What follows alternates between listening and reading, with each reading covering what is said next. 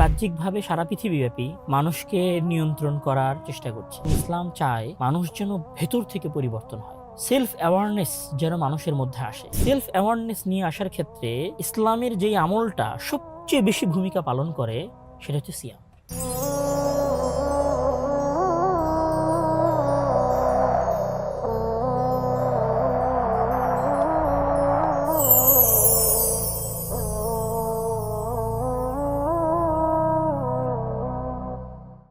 আসসালামু আলাইকুম ওয়া রাহমাতুল্লাহি ওয়া বারাকাতুহু। ইন্নাল হামদুলিল্লাহি ওয়াহদাহ ওয়াসসালাতু ওয়াসসালামু আলা মান লা নাবিয়্যা বা'দা আম্মা বা'দ। সম্মানিত দর্শক ও শ্রোতা মণ্ডলী, আজকে আমরা যদি সারা পৃথিবীর অফিস, আদালত, কর্পোরেট কোম্পানি সব জায়গাগুলোর দিকে তাকাই, তাহলে আমরা দেখব যে সব জায়গাতেই মানুষকে সঠিকভাবে কাজ করানোর জন্য বা মানুষ যেন সঠিকভাবে তার দায়িত্ব পালন করে, এই জন্য মানুষকে সবসময় সিসিটিভি ক্যামেরার তত্ত্বাবধানে রাখা হয় এবং মানুষ সঠিক সময়ে অফিসে আসলো কি আসলো না এটা দেখার জন্য ফিঙ্গার পাঞ্চের ব্যবস্থা করা হয়। অর্থাৎ বাহ্যিকভাবে সারা পৃথিবীব্যাপী মানুষকে নিয়ন্ত্রণ করার এবং মানুষকে সঠিক সময়ে সঠিক কাজ করানোর জন্য পৃথিবী দায়িত্বশীল ব্যক্তিবর্গ, মালিক পক্ষ এই কাজটা করানোর চেষ্টা করছে। কিন্তু দেখা গেছে যে আসলে এই জিনিসগুলোতে অতটা সফলতা পাওয়া যায়নি। তখন পৃথিবীব্যাপী এই চেষ্টাগুলোর সাথে আরো একটা চেষ্টা তৈরি হয়েছে, সেটা হচ্ছে সেলফ অ্যাওয়ারনেস, ব্যক্তি পর্যায়ে সতর্কতা বা ভেতর থেকে পরিবর্তন করার চেষ্টা করা। ঠিক এই জিনিসটাই কিন্তু ইসলাম করে। ইসলাম মানুষকে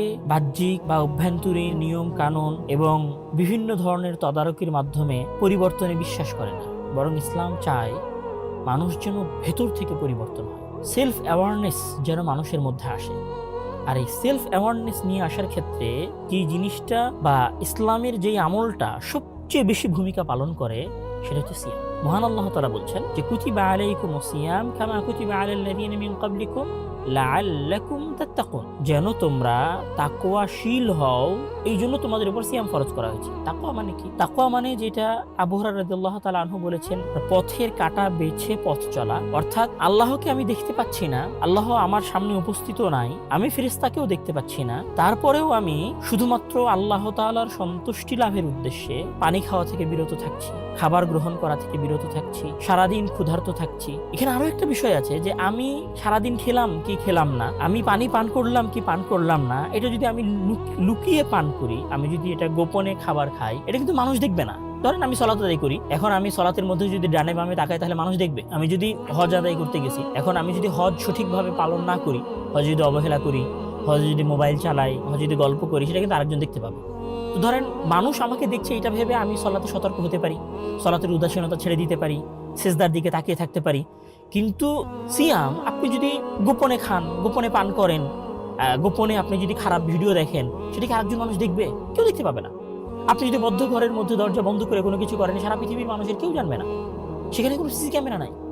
সেখানে আপনাকে সকালবেলা যে উঠতে হবে, মানে আজানের আগেই যে সাহরি পান করতে হবে, সেটার জন্য কিন্তু সেখানে কোনো ফিঙ্গার পাম্প মেশিন লাগানো নাই। তারপরেও আপনি কি করেন? সঠিক সময়ে সাহরি খান।